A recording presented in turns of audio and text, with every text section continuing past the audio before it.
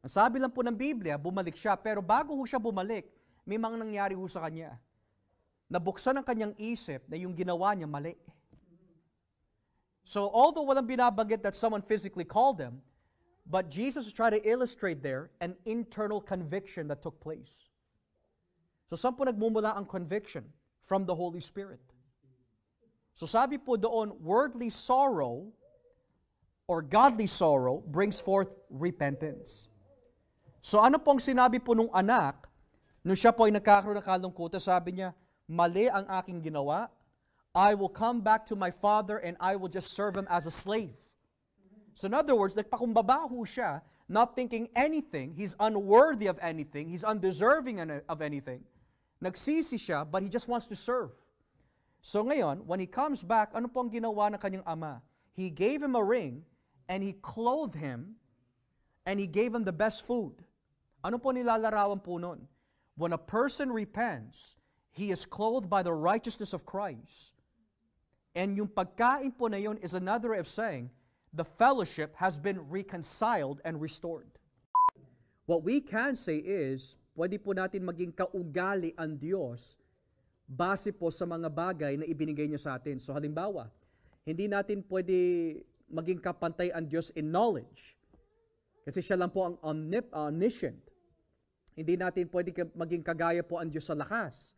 Because God is omnipotent.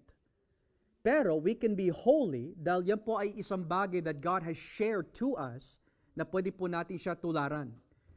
In this sense, the word holy is complex, pero masasabi po natin, kahit hindi po tayo perfect, ang turing pa rin po sa atin ng Diyos is holy. Bakit po? Whether we sin or not, we are still considered holy because hinirang tayo ng Diyos eh. God has chosen us. So the moment you're chosen by God, that means pag-aari ka niya and therefore you're holy. You're a holy vessel. Whether you sin or not, you're mine, you're holy. So that means you've been set apart for me. Yun ang sinabi po niya sa mga alagad eh. I have chosen you. You did not choose me. I have called you out of the world, which means I have made you holy. Pangalawa, yung termino na santo. Tayo po ay mga santo. We're saints. Bakit po tayo tinawag na saints? Is because you are made holy. Now, tayo po ay tinawag na holy, but we have to prove that through holy living. So diyan po na dumarating yung sanctification. We have to strive to obey Christ sa tulong po niya. Pero hindi ho tayo sumusunod para makamtan po natin ang kaligtasan, kundi sumusunod po tayo because nakaranas tayo ng kaligtasan. So ang pagsunod po natin is not to achieve salvation, but because we love Christ. So, we can maintain holiness sa tulong po ni Kristo because He's chosen us.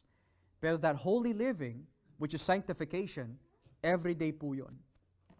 So yun ang kailangan po natin gawin. We have to live a holy life.